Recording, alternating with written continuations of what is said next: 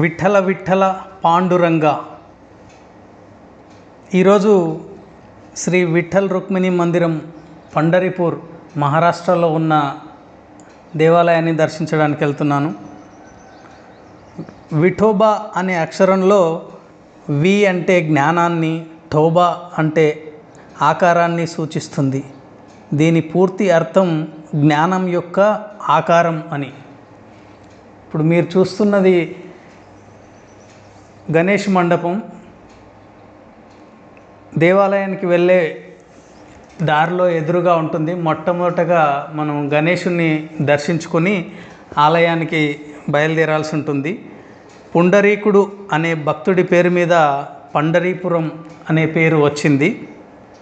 ఇది మహారాష్ట్రలోని సోలాపూర్ నుండి 70 కిలోమీటర్ల దూరంలో ఉంటుంది. ఆషాఢమాస ఏకాదశి మరియు కార్తీక మాస ఏకాదశి రోజున లక్షలాదిగా భక్తులు ఇక్కడ వచ్చి భజనలు చేస్తారు. మహారాష్ట్ర అంటేనే ఛత్రపతి శివాజీ మహారాజ్ యొక్క రాజ్యం. మనం ఎక్కడికి వెళ్ళినా మహారాష్ట్రలో ఛత్రపతి శివాజీ మహారాజ్ గారి విగ్రహం తప్పకుండా ఉంటుంది.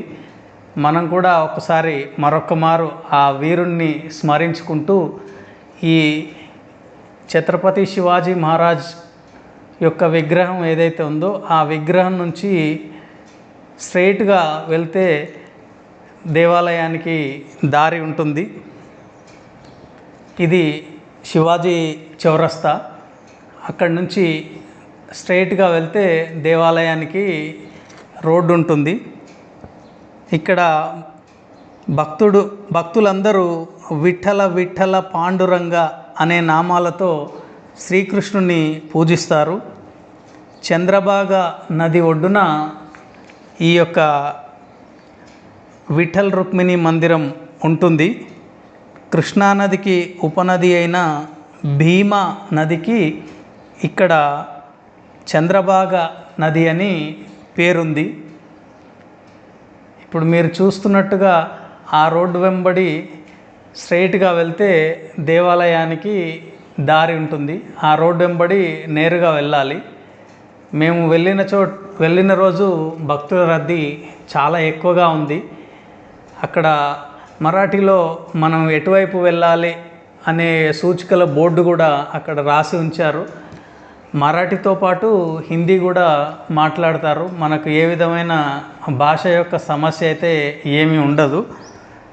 మనము పండరీపూర్ అనేది ఒక ఆలయం మాత్రమే కాదు, అచంచలమైన భక్తికి రూపం. పుండరీకుడు అనే భక్తుడు తన తండ్రి జనుదేవుడు, తల్లి సత్యవతి వారిద్దరిని భక్తితో చూసుకునేవాడు. కానీ పెళ్ళైన తర్వాత తల్లిదండ్రులను పట్టించుకోవడం మానేశాడు. తల్లిదండ్రులు విసిగిపోయి కాశీకి వెళ్ళటానికి నిర్ణయించుకుంటారు. కానీ పుండరీకుడు తల్లిదండ్రులను కాలినడకన వెళ్ళేలా చేస్తాడు. కొన్నాళ్లకు తప్పు తెలుసుకొని తిరిగి సేవ చేయడం మొదలెడతాడు. శ్రీ మహావిష్ణువు పుండరీకుణ్ణి పరీక్షించుటకై అతని ఇంటికి వచ్చినప్పుడు అతను తల్లిదండ్రులకు సేవలు చేస్తూ ఉంటాడు. వచ్చింది శ్రీ మహావిష్ణువు అని తెలియక తల్లిదండ్రుల సేవ చేసిన తర్వాత నీ దగ్గరకు వస్తాను అని భగవంతుని నిలబడమని ఒక ఇటుకను ఇచ్చి నిలబడమంటాడు. భగవంతుడు వేచి ఉంటాడు.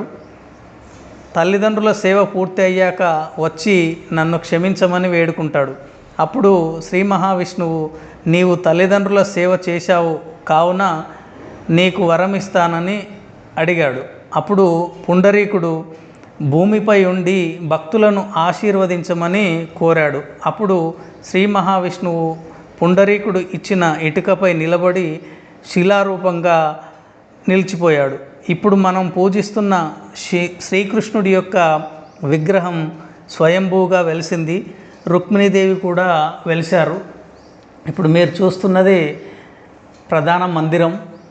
ఆ ప్రధాన మందిరం పక్క నుంచి మనం చంద్రభాగ నదికి స్నానం కోసం అని వెళ్ళాల్సి ఉంటుంది. ఇప్పుడు మీరు చూస్తున్న ఆ రోడ్డు వెంటనే ఇంకా ముందుకి వెళ్తే చంద్రభాగ నది వస్తుంది.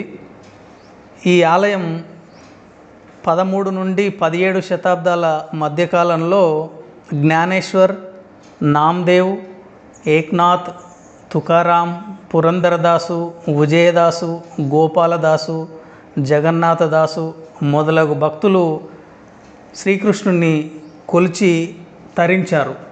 ఇక్కడ శ్రీకృష్ణుణ్ణి విఠోబా అనే పేరుతో పిలుస్తారు. 12వ శతాబ్దంలో హోయసల సామ్రాజ్య రాజు విష్ణువర్ధనుడి కాలంలో నిర్మించారని నమ్ముతారు. ఈ రోడ్డు వెంబడి ఇంకా ముందుకెళ్తే మనకి చంద్రభాగా నది వైపు రోడ్డు ఉంటుంది. ఆ రోడ్డు వెంబడి ఇప్పుడు ఈ వాహనం ఏదైతే వెళ్తుందో ఆ వాహనం వెళ్తున్నదా అదే రూట్లో కొంచెం ముందుకెళ్తే చంద్రభాగా నదికి రోడ్డు ఉంటుంది. ఆ రోడ్డు వెంబడి వెళ్ళి చంద్రభాగా నదిలో స్నానం చేసిన తర్వాత శ్రీకృష్ణుడి దర్శనానికి వస్తారు. అక్కడ మీరు చూస్తున్న ఆ ముందు 2 సమాధులు ఉన్నాయి. సాధువులైన సంత్ నామ్దేవ్, సంత్ చోకమేలా అనే 2 సాధువుల సమాధుల వద్ద నివాళులు అర్పిస్తారు. ఒకసారి మరాఠీలో రాయబడి ఉన్న ఆ బోర్డులను కూడా మనం చదవచ్చు. హిందీకి మరాఠీకి కొంచెం దగ్గర పోలికలు ఉంటాయి. హిందీ రాయడం చదవడం వచ్చినట్టయితే మరాఠీ కొంతమేర చదవడం వస్తుంది. ఇక్కడ శ్రీకృష్ణుణ్ణి పాండురంగడిగా పూజిస్తారు.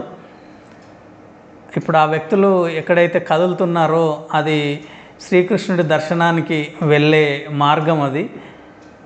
ఇప్పుడు ఈ రోడ్ వెంబడి ఆ చివర ఒక బ్రిడ్జ్ ఉంటుంది. ఆ బ్రిడ్జి దగ్గర నుంచి క్యూ లైన్ చాలా పెద్దగా ఉంటుంది. భక్తులు ఎక్కువగా వచ్చినప్పుడు ఆ క్యూ లైన్ ద్వారా వదులుతారు. భక్తులు చాలా తక్కువ మొత్తంలో ఉన్నప్పుడు ఇప్పుడు ఎదురుగా ఉన్న మార్గం నుంచే తొందరగా దర్శనం చేసుకునే వీలుంటుంది. అయితే ఇక్కడ అందరూ క్యూ లైన్లో రావాల్సిందే. ఎవరు వెనక ఎవరు ముందు అనేది ఏమి ఉండదు. అందరూ క్యూ లైన్లో రావాల్సిందే. ఇక్కడ మీరు చూస్తున్నది చంద్రభాగా నదికి వెళ్ళే రూట్లో హనుమాన్ మందిరం ఉంది. హనుమాన్ మందిరం దర్శించుకొని అటు నుంచి ముందుకెళ్తే చంద్రభాగా నదిలో స్నానం చేయడానికి వెళ్తారు. ఇప్పుడు మీరు చూస్తున్నది మరొక శ్రీకృష్ణుడి యొక్క రూపాన్ని ఉంచి పూజిస్తున్న మరో దేవాలయం. ఈ మార్గం వెంట 2 వైపులా దేవాలయాలు ఉంటాయి. అన్నిటినీ దర్శించుకుంటూ మనం చంద్రభాగా నది వైపు వెళ్ళాల్సి ఉంటుంది. ఇప్పుడు మీరు చూస్తున్నది మరొక శ్రీకృష్ణుడి మందిరం. జనాలు కోకొల్లలుగా వస్తూ ఉంటారు.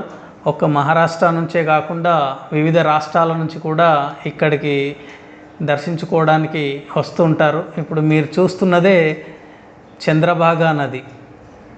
ఆ చంద్రభాగా నదిలోనే పుండరీకుడు అనే భక్తుడి యొక్క గుడి కూడా నిర్మాణం చేయబడింది. మనకు ఎదురుగా కనపడుతున్న ఆ గుళ్ళలో పుండరీకుడి యొక్క అంటే భక్తుడి యొక్క గుడి కూడా ఉంది.